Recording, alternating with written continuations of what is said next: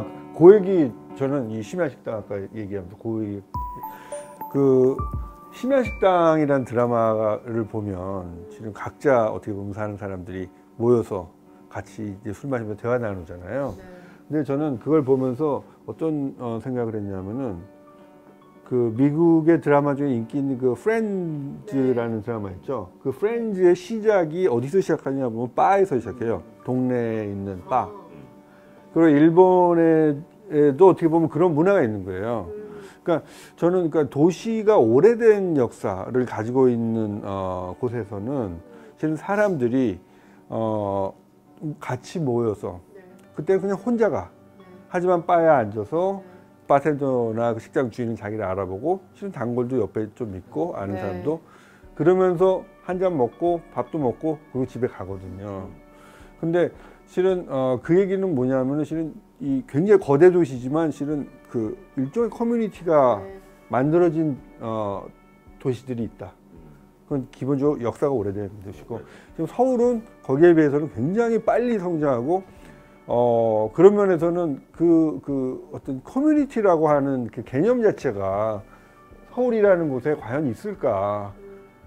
이 아파트라고 하는 굉장히 어떻게 보면 효율적이지만 또 한편으로는 굉장히 격리된 이 공간 안에서 거의 70%의 사람들이 살고 있고 그 환경 속에서는 진짜 과연 그 공동체라고 하는 것이 있는가? 우리가 영어로 하면 네이버후드라는 얘기를 하잖아요. 근데 그런 면에서는 이게 어떻게 보면 서울에서의 도시생, 한국에서의 도시생은 실은 그런 어떤 새로운 형태의 그것이 느슨한 연대일 수도 있고 그런 공동체가 만들어지는 것도 필요하겠다.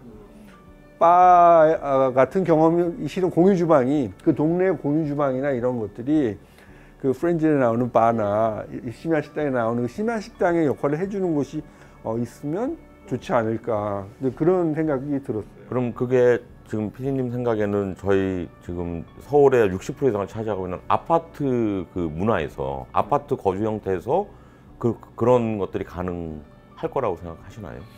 참 그거는 너무 어려운 것 같아요. 어려운 것 같고 근데 이제 예를 들면 지금 요즘 공유주방이 하나의 붐처럼 돼서 주민센터서부터 거의 모든 곳들에서 공유주방이 생기지만 실은 그 활용도를 봤을 때 실은 굉장히 저조한 경우들이 많잖아요. 그러니까 아파트에도 예를 들면 공유주방 비슷한 시설들이 제대로 활용되기 위해서는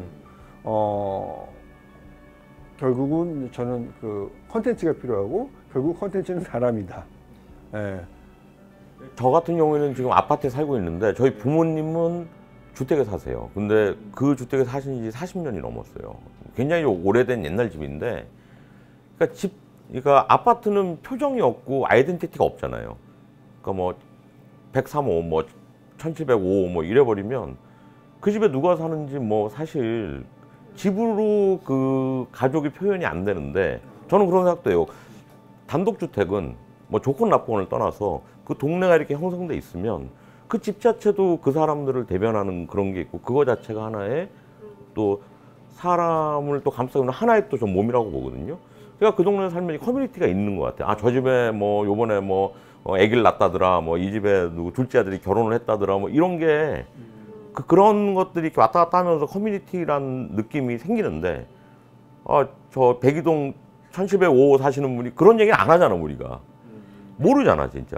저는 그 커뮤니티라는 단어가 사실 굉장히 오해도 많을 수 있고 굉장히 오염된 단어라고 생각을 하고 있어서 그 공간을 커뮤니티 공간이라고도 하기보다는 저희는 제3의 공간이라는 표현을 많이 써요. 그러니까 이거는 그 서드 프레이스라고 미국의 사회학자가 얘기한 건데 제1의 공간이 집이고 제2의 공간이 사무실 같은 일터라고 하면 제1 공간, 제2 공간 말고 도시에는 아까 말했던 바나 카페나 공원이나 사실은 조금 더 모르는 사람이 스치는 공간이지만 또 자기가 모든 거 내려놓고 편안하게 쉴 수도 있고 하는 이런 제3의 공간이 우리 도시에 많아져야지 이제 이 도시가 풍요로워진다 이런 얘기를 하면서 저희는 정말로 이 제3의 공간이 되게 많아지면 좋겠다. 그래서 왠지 커뮤니티라고 하면 굉장히 끈끈한 그 책무라던가 이런 것들이 좀 많기 때문에 저는 그래서 그것 때문에 제3의 공간이라는 표현을 많이 썼었고 저희 세대에게는 사실 그 스타벅스라는 이제 공간이 이제 우리 도시에 쫙 뿌려지면서 사실 그 제3의 공간에 대한 이해가 높아질 것 같아요. 실제로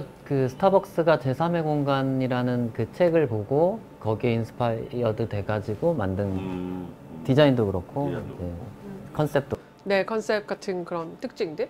그래서 사실은 충분히 이런 커뮤니티 공간이라고도 할 수 있겠지만 제3의 공간들이 이제 이게 사실 또 도시의 틈일 것 같고 이런 공간들이 많아지면 정말 그 말씀하신 대로 다시 조금 도시 활력이나 이웃이 서로 이야기할 수 있을지 않을까라는 생각도 하지만 저는 좀 재밌게 요즘 보고 있는 것은 당근마켓이에요. 혹시 당근마켓 당근마켓이 저는 써보진 엄청 많이 않았지만 정말요? 얘기 많이 들었어요. 얼마 전에 저희 집사람이 뭐 집에 쓰던 오븐을 내놨는데 몇 시간 만에 팔리더라고요. 그래서 바로 옆에서 가지러 오셨더라고. 그게 하나의 또 커뮤니티를 만들어주는 네. 기능이겠죠? 그래서 저는 사실은 이제 요즘은 그 쓰레기 문제나 이런 자원순환 문제에 좀 빠져 있어가지고 저희 주변 사람들이 당근마켓을 너무 게임이나 즐겁게 이제 사용하는 것 때문에 오히려 물건 막 사고 막 바꾸고 이런 것들이 저는 좀 되게 거슬리는 부분도 있었더라고요. 근데 최근에 저도 이제 당근마켓 거래를 하는 거를 좀 관찰하고 이제 사용을 해보니까 이게 정말 동네에서 헤어질 때 모르는 사람 헤어지는 게 아니라 자연스럽게 그 효창공원역 앞에서 만났거든요. 만났는데 헤어질 때 근처 사세요? 다시 만나요? 라고 헤어지더라고요. 뭘 파셨는데요? 저는 비싼 거 아주 싸게 파신 거 아니에요? 근데 저는 그 얘기가 되게 충격적이었어요. 그 당근마켓에서는 이제 거래가 이제 어떤 물건을 굉장히 좋은 의미로 나누는 거기 때문에 비싸게 못 판다는 얘기 들었거든요. 아니에요. 그냥 마음대로 팔면. 아, 그래요? 근데 조금 비싸면 또 굉장히 이제 근데 거래가 잘 안 되는 거죠. 거래가 안 되죠. 네. 그러니까 저는 이제 거래 많이 해봤는데 사실 좀 그런 것도 환상이 있을 것 같은데 이제 물론 이제 당근이라고 이제 당신의 근처에 이런 걸 표방을 하는데 저 처음 알았어요. 아 그렇군요. 근데 이제 그냥 거래 사이트라고 보시면 되고 네. 이제 그런 경험도 할 때가 있고 네. 그냥 저는 사실 네. 수십 건 거래를 해봤지만 네. 그런 경험은 없거든요. 근데 저는 이제 그렇게 근거리에 있는 뭔가 네트워크가 생긴다는 거가 사실 어쩌면 그런 익명성이나 아파트 같은 단지에서는 하나의 좋은 매개가 될 수 있을 것 같다. 특히 공유주택 같은 경우에도 저희가 사실 입주자 회의라던가 이런 여러 가지 얘기를 했었을 때 좀 요즘 확실히 저희 집에서 공동으로 물건을 사는 비율이 높아졌어요. 처음에는 저희가 이 공유주택 운영하면서 꾸러미 같은 것들을 좀 해서 농산물을 직거래한다던가 이런 것들을 좀 잘 해보려고 하는데 사실 원활하지 않았는데 최근은 저희 운영자가 개입하지 않았는데도 입주자들끼리 이 공동구매를 정말 많이 하는 거예요. 공동장보기를 많이 하는 거예요. 사실 코로나 때문에 집에서 요리하는 시간이 늘어져서 그런 것도 있겠지만 저는 그것이 카카오페이에서 좀 이렇게 n분의 1 하는 게 쉬워진 이런 모바일의 도구의 발달 많이 영향을 받는다고 생각하거든요. 그러니까 돈을 나누는 게 되게 쉬워지다 보니까 이거 같이 공동으로 구매하는 일도 많고 일을 같이 도모하는 것도 많아지기 때문에 저는 사실 미래의 이런 커뮤니티 같은 경우에는 이런 모바일이라든지 아까 팝업시티 얘기도 하셨지만 이런 그 가상의 공간에서의 연결이 또 실제 공간에서 연결을 강화시키는 방향으로 전개되고 그렇기 때문에 그런 관계들의 온라인 버전이라던가 이런 것들에 대한 기대가 굉장히 크고 그걸로 우리의 도시가 우리의 일상이 어떻게 바뀔지도 굉장히 좀 기대되는 그런 순간인 것 같습니다. 근데 제가 궁금한 점은 말씀하세요. 아닙니다. 아닙니다. 먼저. 궁금한 점은 우리가 지금 이 팬데믹의 시대라고 하는 아무도 예상하지 못한 어떻게 보면 새로운 그 지각 변동이 일어나고 있고 그것은 실은 외식업도 변하지만 지금 전 분야를 다 변화시키고 있잖아요. 근데 지금 우리가 틈새 건축이라고 얘기했을 때는 실은 근본적인 전제가 이 굉장히 밀집된 초밀집된 도시를 우리 생각을 하는 거잖아요. 그죠? 그렇기 때문에 거기에 조금 보이지 않는 틈새들을 우리가 어떻게 활용할 것인가인데 만약에 이 팬데믹이라고 하는 것이 계속 지속된다라고 했을 때는 굉장히 근본적인 질문을 던져야 될 수도 있겠다. 이렇게 좁은 공간이죠. 여기에 몇백만이 모여 사는 이런 그 삶의 형태가 과연 지속 가능한 것인가? 저는 그것도 어떻게 보면 또 던질 수 있는 질문이 아닐까. 굉장히 중요한 질문인 것 같고요. 제 주변에도 요즘 이렇게 교회로 가고 다른데 완전히 자기의 어떤 생활권하고 완전히 벗어난 지역에 가서 일을 하시는 분들이 계세요. 관계 없으니까 이제 재택근무니까 있을 필요가 없는 거야. 자기 집에도 있을 필요가 없고. 그래서 안 그래도 저희 방송하기 전에도 좀 그런 얘기를 저희 나눴는데, 그래서 그런 측면에서 새로운 어떤 라이프 스타일이 나오잖아요.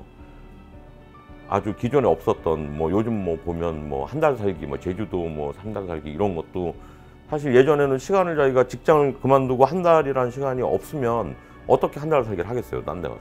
근데 이제는 당장 내일이라도 가고 싶으면 가서 제주도 가서 한 달 살아도 업무에 지장 없는 거죠. 그래서 그런 측면에서 작가님 이제 그쪽으로 많이 아시기 때문에 요즘 새로운 라이프 스타일이 어떤 게 생길 수 있을지. 제가 좀 두 가지 버전으로 좀 말씀드리겠습니다. 좀 이제 지금 말씀하신 그 흐름에 맞게 어떻게 흘러갈 것인지에 대해서 조금 말씀을 드리고, 사실은 그게 좀 뭐랄까, 그거에 대한 반론도 좀 같이 말씀드리고 싶은데요.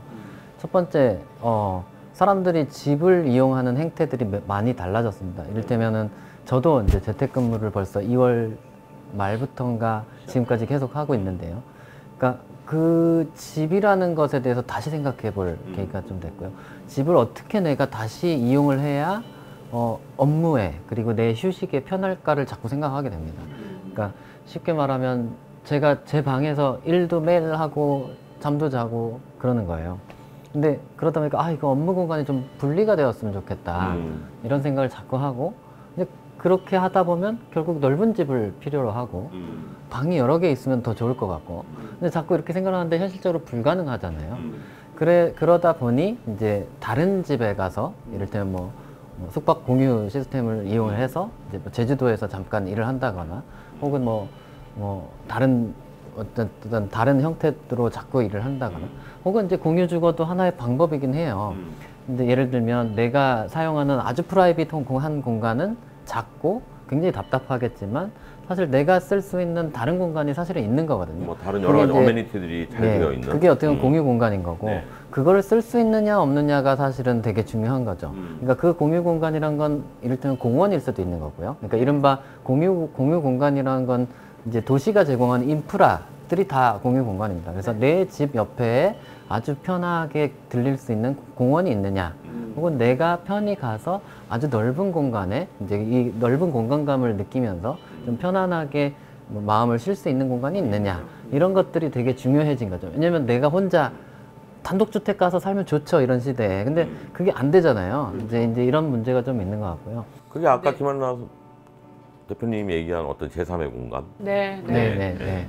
약간 근데 제3의 공간은 살짝 커뮤니티와 이런 어떤 정서적인 느낌이 좀 더 강하게 반영되어 있는 의미인 것 같고, 어찌됐든 이제 이런 인프라들이 있는 곳이 중요하다는 거죠. 왜냐면 내가 내 집을 무한정 늘릴 수가 없고, 그렇기 때문이죠. 그래서 이제 어쨌든 다양한 형태의 삶의 라이프스타일이 좀 변하고는 있는데, 그거는 사실은 전체적으로 보면, 특히 우리나라의 경우에는 매우 미미한 변화라고 보시는 게 맞고, 실제로는 우리 이제 매출의 변화, 뭐 실제로 이제 큰 거시적으로 봤을 때 보면은 배달 음식 이런 것들이 굉장히 늘어났거든요. 이제 그 말인즉슨, 그럼 배달 음식을 어디서 받아서 먹을 수 있느냐? 농촌 가서 못 먹어요. 도시이니까 누릴 수 있는 겁니다. 이른바 우리들이 원하는 뭐 공유 카쉐어링, 농촌에서 못 합니다. 왜냐하면 수요가 그만큼 못 받쳐주거든요. 근데 그런 각종 인프라들이 있는 곳이 결국 도시예요. 그러니까 밀집되어 있는 도시고, 그 밀집되어 있는 도시를 이제 거시적으로 봤을 때는 이제 떠날 수는 없다는 거죠. 어떻게 보면 이 트렌드 자체를 바꿔주지는 못할 거다. 잠깐 뭐 베이케이션 차원에서는 되지만, 다만 이제 라이프 스타일을 완전 바꿀 정도는 되기가 쉽지 않다. 다양한 형태들은 나타나겠지만, 이제 큰 흐름에서 도시가 뭐 파괴된다거나, 뭐 농촌으로 뭐 이주하는 형태가 된다거나, 저는 이제 그렇게 생각하지는 않고. 아까 우리 처음에 시작할 때 노무라 치카 우리 교수님이 서울에 공간적인 틈새는 많이 보이느냐는 질문에 많다라고 말씀하셨거든요. 저희가 이제 일본 분이기 때문에 더 물어본 거예요. 그러니까 왜냐하면 저희는 맨날 방문 오니까 모르겠어. 근데 이제 정말로 많은 것 같아요. 사실 제가 여기서 이제 10년 됐지만 처음에 여기서 한국 이제 아파트, 저도 아파트 살거든요. 이사 오면서 집 엄청 크네라고 느꼈어요. 아 그래요? 네, 왜냐면 우리는 이렇게 작은 땅 이렇게 하는 게 제가 그렇게 키웠기 때문에 그래서 그렇게 생각하면은 사람들이 이제 밖으로 나가고 싶죠, 당연히 밖으로 나가고 싶고. 근데 이제 어떻게 생각하면 우리 이제 도서관 같은 거 이제 퍼블릭 스페이스들이 있잖아요. 근데 도서관 요새 안 써요. 다들 이제 인터넷 하면. 근데 이런 안 쓰는 도서관을 커뮤니티 스페이스라고 쓰고 하는 것도 되게 많아졌어요. 일본이요? 네, 아니면? 그렇죠. 그리고 뭐 안 쓰는 집을 책라는 게 사실 제가 관심 있는 책을 픽업해서 이렇게 읽는잖아요. 그러면은 어떤 집을 도서관처럼 만들어서 어떤 도서관 카페라고 말하면 될까? 그러면은 그거에 관심 있는 사람이 모이잖아요. 그런 움직임이 또 이제 시작했다고 알고 집을 있어요. 도서관처럼 꾸민다는 그렇죠. 말씀이죠. 그래서 이 프로그램을 어떻게 운영하냐, 그게 이제 또 비우는 공간을 어떻게 쓰냐 이런 것도 이제 중요한 것 같다는 생각 들어요. 한 가지만 여쭤볼게요. 일본에서는 굉장히 작은 협소주택에 사셨고 네. 한국에서는 아파트에 사신다 그랬잖아요. 네, 그렇죠. 뭐가 더 좋으세요? 뭐 장단점이 뭔 것 솔직히요. 같으세요? 둘 다 살아보셨으니까 장단점. 아파트가 더 쉬워, 괜찮아요. 왜 내가 저기 말씀드리면 관리를 다 해주시잖아요. 근데 집에를 쓰면은 오늘도 반사해야 되고 뭐가 외관도 다시 해야 되고 뭐가 온도를 고장나서 이제 수리를 해야 된다.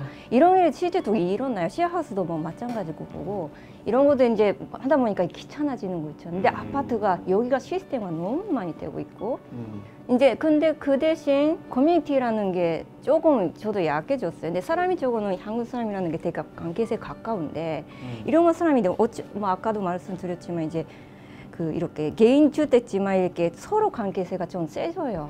네, 여기서 누가 쓰러졌다거나 이제 서로 도와줘야 되고 이런 커뮤니케이션들이 이제 개인 주택 어쩔 수 없이 많아져요. 네, 그게 뭔 차이가 저는 싶은데 우리 그게 사이에 있는 공간, 그러니까 아까 제가 마당 소리도 했고 좋은 소리도 했지만 아파트는 발코니잖아요, 사실. 그거 공유할 수가 없어요, 개인 것 때문에. 근데 우리는 이제 조언, 그러니까 예를 들면 현관 들어가면서 이게 조그만 조언들이 있으면 여기서 이제 대화가 일어나고 의자 하나 있으면은 이쁜 의자 하나 있으면 여기서 앉아서 대화가 일어나고 이런 것들 좀 잘 사용하는 것 같더라고. 가레지도 그렇고 그런 것들 좀 느꼈어요. 저는 아까도 말씀드렸지만 일단 저희가 틈새 건축이라는 주제로 잡아서 뭐 주거로만 따졌을 때는 아파트 문화보다는 뭔가 이런 틈새를 타서 협소주택이나 공유주거나 이런 쪽으로 우리가 더 모색해 보면 서울에도 아직 솔루션이 많다. 이걸 강조를 하려고 하는데 그게 전제돼야 이게 더 정말 이게 효과적으로 이게 되려면 제가 볼 때는 건축비가 싸야 돼요. 그렇죠. 건축비가 싸면 누가 아파트 사? 아파트 뭐 강남에 20평짜리가 몇십억이 돼버리니까 어이가 없잖아요. 근데 사실 서울에도 잘 찾아보면 교통 그리 안 불편한 아주 도심은 아니지만 지하철이 한 15분 정도 약간 걷기는 해야 되지만 그 정도 되는데 제가 요 근래도 하나 발견했는데 800만 원이야 평당. 800에서 1000만 원이면 사요. 그러면 20평만 있어도 협소주택 10평도 지을 수 있잖아요. 10평 해봐야 뭐 1억이고 근데 일본처럼 자재 같은 게 굉장히 자재 시장이 잘 돼 있으면 일본이 우리나라보다 인건비가 더 비쌈에도 불구하고 시공비가 더 싸거든요. 왜냐하면 자재들이 좋으니까 건물 퀄리티도 너무 좋고 시공 시간도 단축이 돼.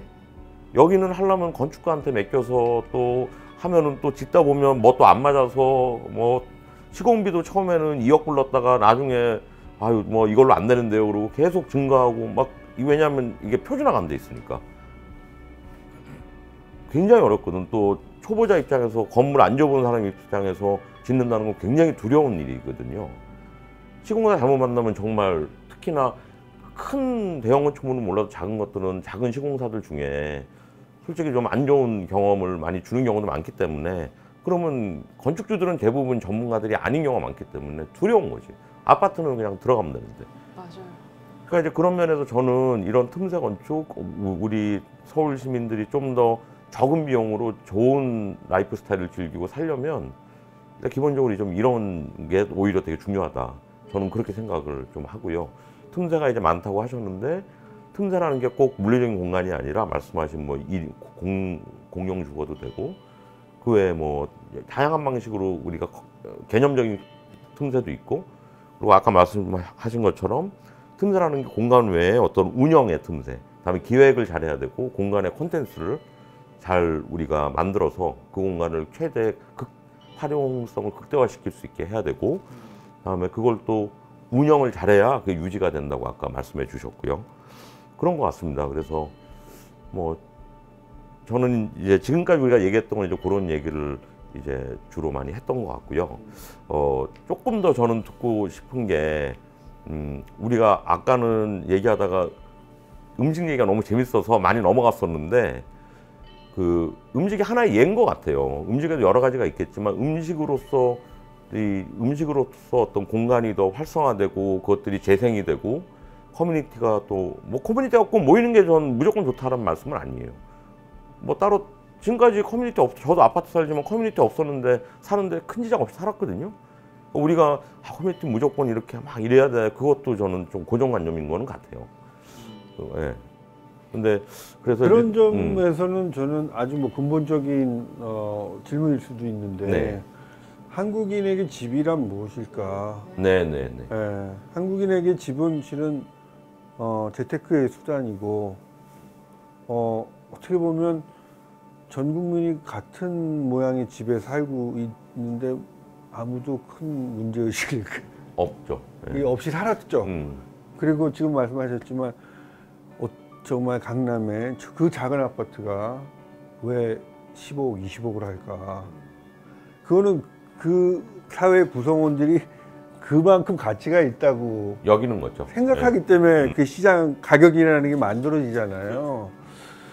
그래서 지금은 저는 근데 그것이 하루아침에 변할 것 같지는 않고 그러면 실은 공유주택이라든지 다른 방식의 어쩌면 건축을 주거 공간을 생각하는 사람들은 다른 초이스가 없는 경우 돈이 있는 사람, 돈이 내가 충분히 있다 그러면 투자할 가치가 있는 곳에 실은 살 것 같고 근데 초이스가 없는 이제 그 계층들 사람들이 이제 새로운 제한을 찾아보자. 지금의 형성된 가격에서는 내가 원하는 라이프스타일이 아니야. 그러면 내가 정말 그 어포더블한 내가 그 돈을 낼 수 있는 거에서 다른 나의 라이프스타일에 맞는 그런 것들을 찾는 사람들이 지금 생겨나고 있다는 것이 지금 이제 이 틈새 건축이라고 하는 것이 이제 하나의 화두가 되는 이유가 아닐까. 네. 예.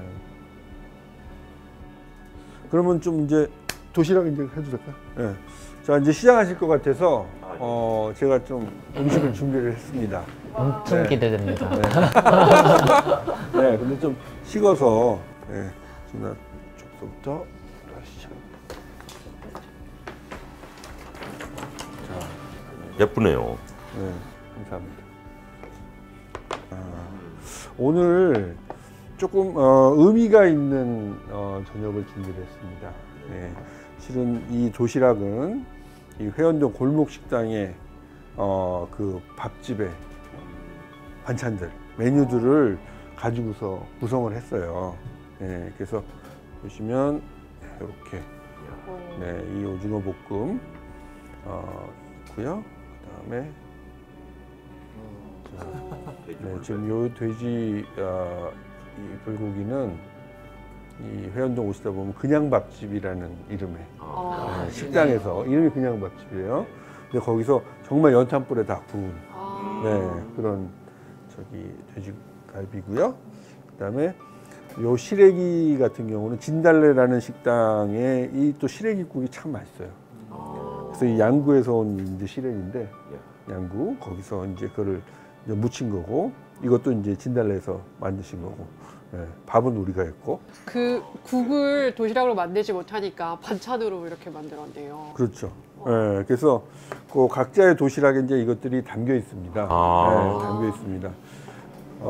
열어봐도 네, 열어보시죠. 냅킨도 되게 재미있는 것 같아요. 이 냅킨은 이 요리 인류 하나의 또 디자인이기도 합니다. 어떤 의미인가요? 이게요,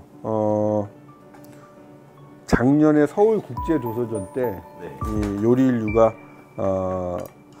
그 부스를 하나 크게 했어요. 책과 요리라고 하는. 근데 그 테마가 단짠이었어요. 단짠. 이제 그 단짠에 어떤 의미를 치명적이다. 그러니까 단짠의 의미를 어떻게 했냐면은 결국은 인류의 식문화 또는 인류의 먹거리의 역사는 단맛과 짠맛의 투쟁이다. 단맛은 즐거움과 쾌락의 놀이로서의 음식이고 짠맛은 생존. 그렇게 이제 한번 해봤어요. 지금 어느 하나도 중요하지 않은 것은 없다라고 생각을 했고, 그래서 그걸 좀 이제 표현을 했습니다. 위가 단맛이고 네. 아래가 짠맛. 네, 요거 짠맛이고 요거 단맛입니다. 네. 이거 진짜 저희 자, 먹으면서 먹는 하는 것도 거예요? 해요? 먹지는 마요. 네, 끝나고 먹죠. 네, 끝나고 한번 쭉 보시고. 예, 오늘 저희가 짧은 시간이나마 틈새 건축이라는 굉장히 큰 주제지만 각 분야의 전문가 네 분을 모시고 틈새 건축에 대해서 여러 가지 시각에서 좀 말씀을 나눠봤습니다. 오늘 뭐 이 짧은 시간으로 대화한 내용이 저희 틈새 건축에 대해서 모든 거를 얘기해 줄 수는 없었을 것 같고요. 저도 아쉬웠는데 워낙 광범위하다 보니까 좀 두서없이 좀 얘기가 돌아간 것 같긴 하지만 또 한편으로는 되게 자연스러운 그냥 재밌는 그냥 대화였던 것 같습니다. 그래서 바라컨대 저희가 좀 이런 틈새 건축이면 이 주제를 갖고 그 안에도 공유주거 저희가 뭐 굉장히 많잖아요. 뭐 음식을 통해서도 되고 뭐 협소주택 뭐 굉장히 많은데 하나하나의 주제에 대해서 이렇게 하나씩 다 이렇게 토론하고 하면 정말 좋을 거는 같아요. 그러면 정말 각각에 대해서 좋은 또 말씀들이 많이 나오고 할 것 같은데 그렇게 뭐 앞으로 진행이 될지 모르겠습니다만 예, 그래서 오늘은 뭐 저희가 틈새 건축의 가치라든가 또 보시는 분들에 따라서 다른 측면 그리고 그거를 어떻게 우리가 찾아내고 어떻게 운영하고 어떻게 유지하고 어떻게 성공할 것인지 간략하게 한번 말씀 나눠봤고요. 오늘 참석해 주신 패널 한 분 한 분이 좀 짧게 한 말씀씩 해주시면 좋을 것 같습니다. 특히 이제 틈새라는 어떤 생각지 못했던 공간, 어떤 그 공간의 개념 이런 것들을 우리가 열심히 좀 찾아내야 되겠구나. 그리고 그 사람들이 찾아낼 수 있는 분위기 환경들을 만들어주는 것도 되게 중요하겠구나 이런 생각을 좀 했습니다. 네, 저도 오늘 사실 공유주거 얘기만 할 줄 알았는데 틈새라는 거에서 도시재생으로 가는 되게 재밌는 이야기 즐거웠고요. 근데 조금 좀 제 나름대로 의미 있었다고 생각했었던 거가 사실 이전에는 이런 틈이란 것들이 하나하나 작은 변화나 작은 틈 이런 작은 사소하고 지나치기 쉬울 수 있으나 요즘은 이제 이런 모바일이나 네트워크로 다 통해져 있기 때문에 이게 어떻게 보면 먼지처럼 흩뿌려져 있는 것 같긴 하지만 이제는 그걸 연결할 수 있는 시대가 왔기 때문에 이런 작은 틈들을 모으면 사실 또 하나의 중요한 메인스트림이 될 수 있겠다. 근데 그게 이제 이런 초연결의 시대 같은 이렇게 연결이 많이 되는 지금 이 순간에는 이런 틈새 건축을 조명하는 게 되게 큰 의미가 있겠구나라는 좀 생각도 하게 돼서요. 정말 뜻깊은 시간이었던 것 같습니다. 우선은 저는 이 건벽돌집이 이 코로나 때문에 참 어떻게 보면 아쉬운게도 기능을 제대로 못했습니다. 근데 이제 그 좀 오늘 정말 임자들을 제대로 만나지 않았나. 정말 그 앞으로 건벽돌집에서 정말 우리가 재생이라고 하는 주제, 저는 앞으로 우리 삶에 있어서 굉장히 중요하다는 생각이 들거든요. 그리고 건축가, 뭐 다른 또 인문학자, 뭐 예술가 이런 사람들이 이 주방에 식탁에 둘러앉아서 서로의 생각을 나누고 어떻게 보면 새로운 시각들을 어떻게 기록하고 하는 일들이 자주 있었으면 좋겠다라는 생각을 했고요. 그 결국 저는 앞으로의 시대는 우리는 정말 그것이 틈새건 뭐 어떻게 보면 이제 보이지 않던 것들을 우리가 이제 봐야지 되는 시대가 됐구나. 네, 그런 면에서는 이 틈새 건축이라고 하는 것은 어떻게 보면 아주 그냥 발상 자체, 우리의 삶의 자세, 방식 자체에 대한 또 질문을 던지는 것이기도 하지 않을까. 네, 오늘 토론하면서 그런 생각을 했습니다. 저는 사실 틈색 이게 인비트윈이라는 과제에서는 옛날부터 관심 있는 과제였으면 해요. 이제 학교에서도 설계도 해보고 이제 건축 사이 문제도 그렇지만 이제 사람이랑 사람의 관계에서 만드는 커뮤니티 공간이나 이런 프로그램을 어떻게 우리가 프로그램처럼 풀이면서 공간에 풀이는 이제 과정들이 뭐 건축과보다 실내 건축과스러운 이제 앞으로 큰 테마가 될 것 같고 이제 이런 찬스들이 되게 중요한 것 같더라고요. 막 비슷한 말씀을 하지만 다른 분야들이 이 사람들이 많고 다른 사업, 다른 분들이 이제 커뮤니케이션 일어나야 이제 또 새로운 아이디어가 나와서 새로운 발상이 나오겠죠. 그렇죠. 이런 찬스들이 좀 많아졌으면 좋겠고 라고 생각합니다. 네, 오늘 이렇게 참석해 주셔서 늦은 시간까지 좋은 말씀 감사합니다. 네, 그럼 여기까지 하겠습니다. 예, 감사합니다.